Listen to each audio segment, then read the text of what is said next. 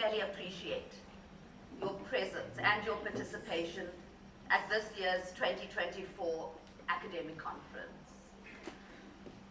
Looking back on it, I realize that this is the 6th annual conference that we have arranged for STADIO.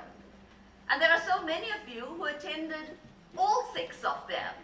For me, that is particularly heartening to see, because it says that the people at STADIO want to stay at STADIO. For the new people who are attending the conference for the first time, I hope that I will see you over the next few years as well. As with previous years, this year's conference also focuses very particularly on curriculum and curriculum reinvigoration, because thinking about it, I couldn't really come up with anything else more important than good quality curricula as we look at higher education in the 21st century. Every year's conference has been an incredibly enriched tapestry of sharing new ideas, of looking for new knowledge, for looking at ways of how to do things differently, and the many possibilities for success as we embrace a vision that integrates diversity, transformation, and quality, undergirded by STADIO's ubiquitous commitment to student-centeredness. I have no doubt that this year's conference will be similarly enlightening, as both our internal and our external colleagues generously share their experience, their expertise, their good practices, their failures, I hope, and some lessons learned from them. Colleagues, this will be your diet for the next 3 days. And therefore, I made a deliberate decision in my opening not to try and compete with the wisdom of our speakers. Rather, in this opening address, I want to share with you a little bit about the other side of me. Something about what I think about, what I ponder, what I reflect on when I'm not doing STADIO work. Yeah, some will tell you when, exactly, Esther just said, when is that? But few and far between as those moments might be, I do think about things other than STADIO. I recently read a very interesting article in CEO Monitor, and many of you might know the journal.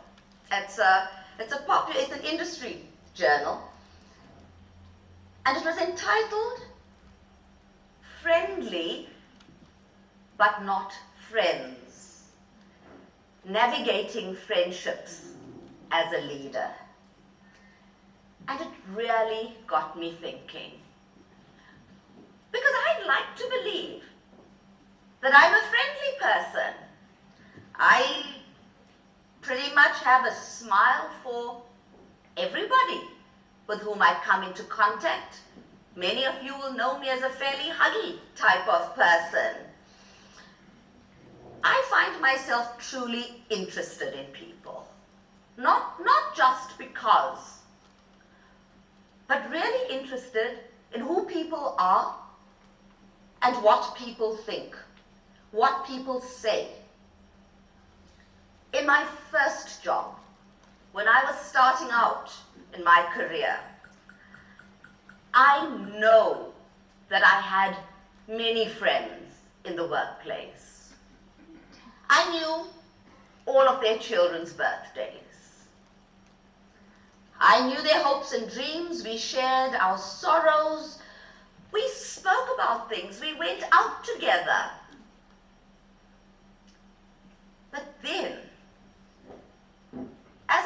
progressed in my career into management and then into leadership, in the workplace, I still believe that I worked on building relationships. And I shared as much as I could, but in what was becoming a very different environment. And over the years, as I look around, I have been plagued by the question, are we friends? Or is there now a professional distance that makes our relationship one that is better described as friendly collegiality? I turned 60 in November. And turning 60 has been quite a moment for me. And I find myself looking back on my career quite often and asking myself, would I do anything differently? In the 34 years of my work life, more than half of it spent in senior leadership. I have to admit that I made many sacrifices as I built a career. And unfortunately, most of those sacrifices were friends and family. Because I always believed they would understand. They will accept when I cancel on them. They will know I'm busy, that I still love them. When I make a promise and don't keep it, they'll be there.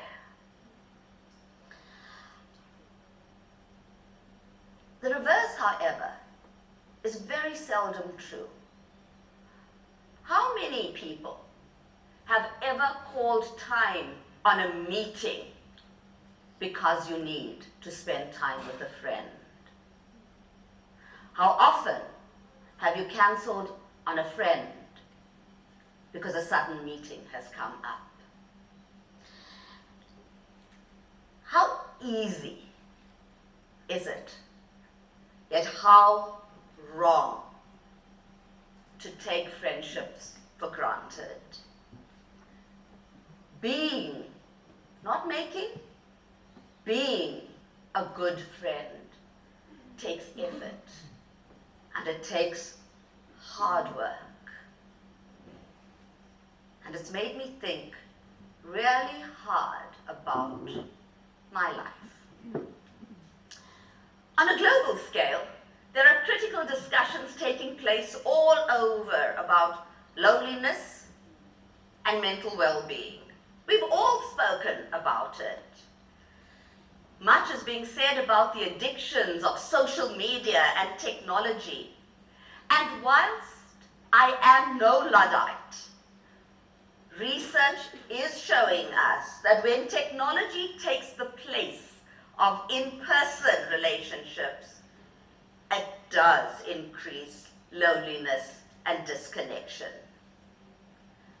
For many of us, and I include myself in this, it's become an almost automatic reaction to reach for your smartphone every time you have a moment.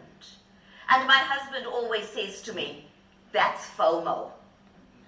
I need to know what's going on, and my phone is always next to me.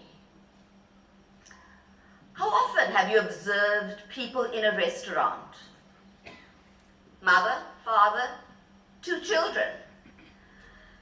And all 4 of them sitting in silence, each in their own separate world of an iPhone, an iPad, on X.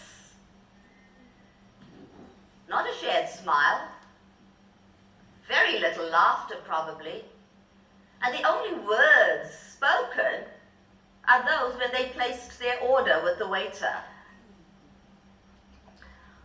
We sat Or we stood on the balcony the other day when we were at the Shift Exchange conference. We were on the beachfront. Beautiful sea in front of us, a pool just below us. And we watched 3 friends sitting on the lounges on a beautiful day. Esther will bear me out, and I said to her, look at them. One was on a computer, one was on a tablet and a Kindle, and the other on the cell phone. And they sat like that, not talking, not sharing, not engaging at all. Colleagues, it is in this milieu that as we look at technology in higher education, our practice must always be that need to use technology responsibly. For every time we advance technology as the solution, what human connection also finds a space? And that's the challenge that I'm putting to us today. And that's a challenge which I haven't spoken about to each of our 3 presenters. I am going to ask them, how do we balance the humanness of who we are with the rampant evolution of technology?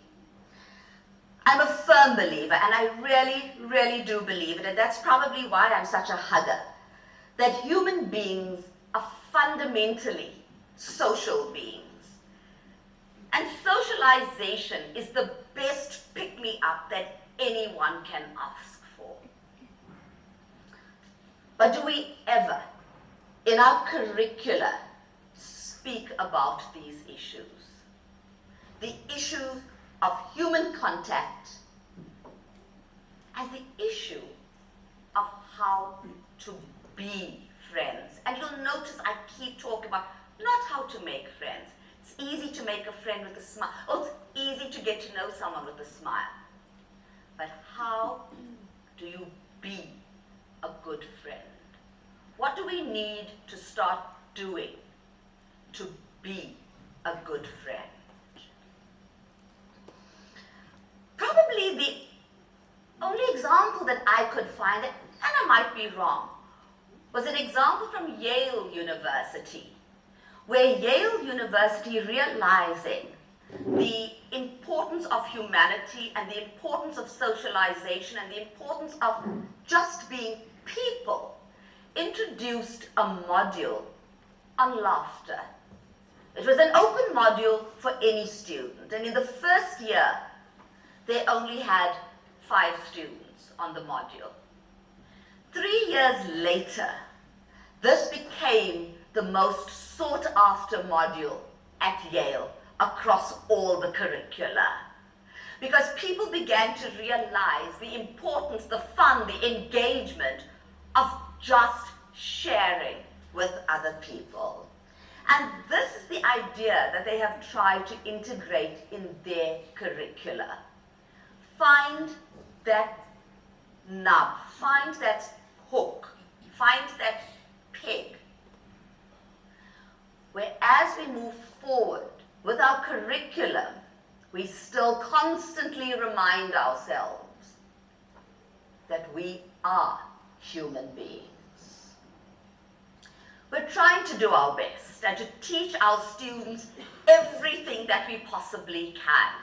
We talk about discipline knowledge, we talk about skills, we talk about attitudes, how to develop qualities that will make them the best possible employees in the workplace, how they can best succeed in their workplace. But no one, as far as I know, has taught us how to work on friendship. And so let's take one example. It's a friend's birthday. Do you pick up the phone and call the person and say, "Happy birthday"? Do you have a chat with this friend of yours about, do you remember last year on your birthday? What are your plans for your next birthday? How's life?